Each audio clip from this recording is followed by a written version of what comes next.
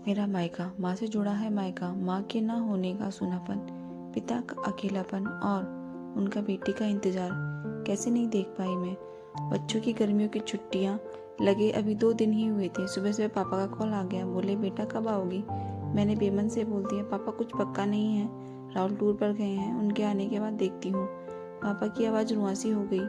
बोले बेटा तुम्हारी माँ नहीं है तो क्या हुआ, तुम्हारा मायका तो है और मैं तो हूँ। राहुल से बात करो और जल्दी आ जाओ। मैं जी पापा के आगे कुछ बोल ही नहीं पाई। जब तक माँ थी उनसे रोज फोन पर ढेरों बातें करती थी। साल में एक बार गर्मियों की छुट्टी में पूरे 10 दिन के लिए मायके जाती थी। वो सुख किसी जन्नत से कम नहीं होता था। बच्चों से ज़्यादा मुझे गर्मियों की छुट्टी का इंतज़ार रहता था। पर जब से माँ गई मेरा मायका जाने का मन ही नहीं करता। ऐसा लगता जैसे मेरा मायका ही ख़त्म हो गया। एक सूनापन, एक खालीपन सा मेरी ज़िंदगी में भर गया था।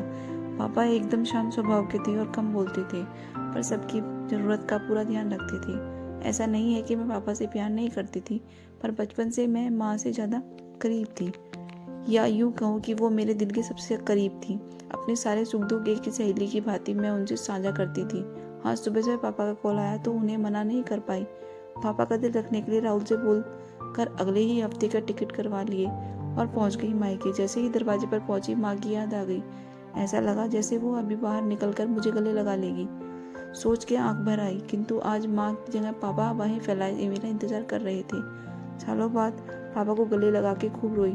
पापा ने अपने आंसू पूछते हुए प्यार से मेरे सिर पर हाथ रख फेरा तो दिल थोड़ा हल्का हो गया। बहुत दिन बाद पापा को देखा, कमजोर लग रहे थे।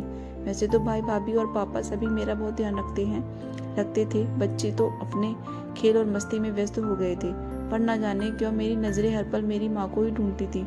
आज भी पापा पहले की तरह रोज खाने के बाद मेरी पसंदीदा मटका कुल्फी लाने नहीं भूलते थे।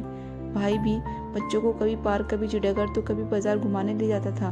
भाभी भी रोज मुझसे पूछकर मेरी पसंद का खाना बनाती। सब कुछ पहले की तरह ही था, बस माँ नहीं थी। इस बार मायके में मेरा दिल नहीं लग रहा था।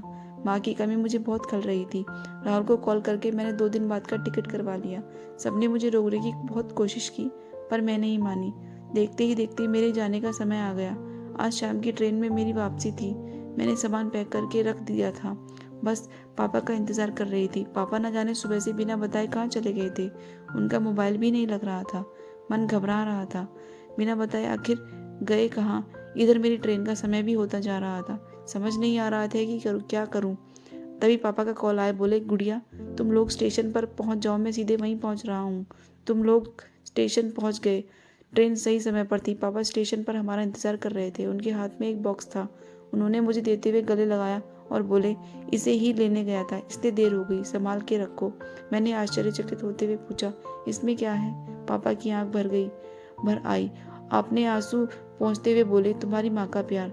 कुछ समझती तभी ट्रेन आ गई। हमें ट्रेन में बैठा के पापा और भाई ने विदा कर दिया। मेरी नज़रों से ओझल होने तक पापा वहीं खड़े हाथ हिलाते रहे। मैं भी एकटक न जाने कब तक बाहर खिड़की से उन लोगों को निहारती रही।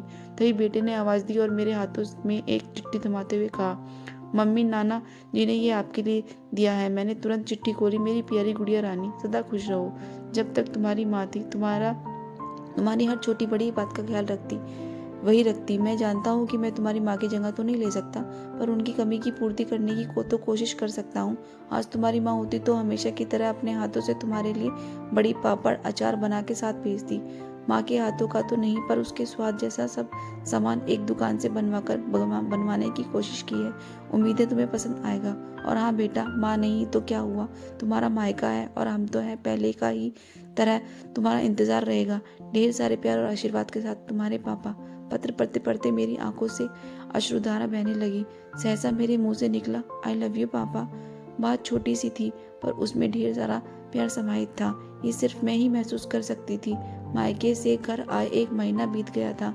अब पापा से रोज एक बार कॉल करके मम्मी की तरह घंटों बातें करती थी। थैंक यू दोस्तों। आपको मेरी कहानी अच्छी लगे तो सब्सक्राइब जरूर कीजिए।